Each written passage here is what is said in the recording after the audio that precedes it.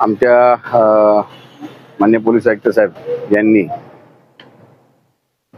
पिंपरी चिंचवड आयुक्तालयामध्ये काही गुन्हेगार जे आहेत, जे कोण अवैध शस्त्रीचे बाळगत आहेत, विक्री करतात, यांच्यावर आम्हाला बारकाईने लक्ष ठेवण्यास सांगितलेले होते आणि त्या अनुषंगाने त्याच्यावर कारवाई करण्यास सांगितले होते. असेच आमच्या माहिती काढत असताना आमच्या पथकातील, आमच्या मालमत्ता गुन्हेविरोधी पथकातील पोलीस अंमलदार गणेश सावंत यांना गोपनीय बातमी मिळाली 29 तारखेला रात्री की एक सराईत गुन्हेगार हा मुशी परिसरात काही अवैध शस्त्र विक्री करण्यात येणार आहे.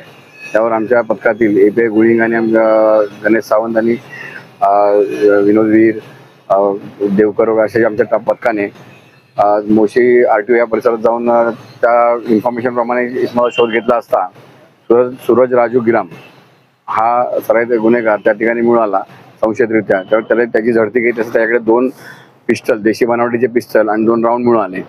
त्यावर आम्हाला त्याच्या चौकशीमध्ये असे कळाले की सदरचा इसम हा काही विक्री करता तिथे आलेला आहे.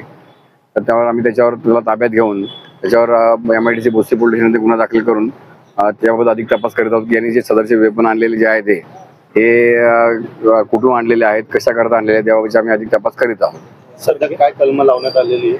त्याच्यात आपलं भारतीय हत्यार कायदा 3 आणि 25 प्रमाणे 3, 5, 25 प्रमाणे आम्ही याच्यावर गुन्हा दाखल केलेला आहे MIDC भोसरी पोलीस स्टेशनला आणि त्या अनुषंगाने अधिक तपास करीत आहोत. गेल्या काही दिवसांमध्ये आपल्या पथकाने किती वेपन सापडले? या वर्षी आम्ही मागील आता 5 महिन्यामध्ये आम्ही जवळपास 16 देशी बनावटीचे पिस्तल आणि जवळजवळ 42 राऊंड आम्ही हस्तगत केलेले आहेत. आणि आम्ही जे कोणी असे आमच्या म्हणजे पथकाची बारकाईने लक्ष आहे की जे कोणी अवैध शस्त्रे विक्री करेल किंवा बाळगतील असे सराईत गुन्हेगार आमचं लक्ष बारकाईने आहे आणि आम्ही त्यांच्यावर वारंवार कारवाई करीत राहतो. खरं तर अनधिकृतपणे हे जे शस्त्र बाळगतात ह्याचाच वापर रात्रीच्या वेळी जे आहे गुन्हेगार करत असतात. तर पेट्रोलिंग मध्ये कुठं अजून पेट्रोलिंग वाढवण्याची शक्यता वाटते का तुम्हाला शहरामध्ये?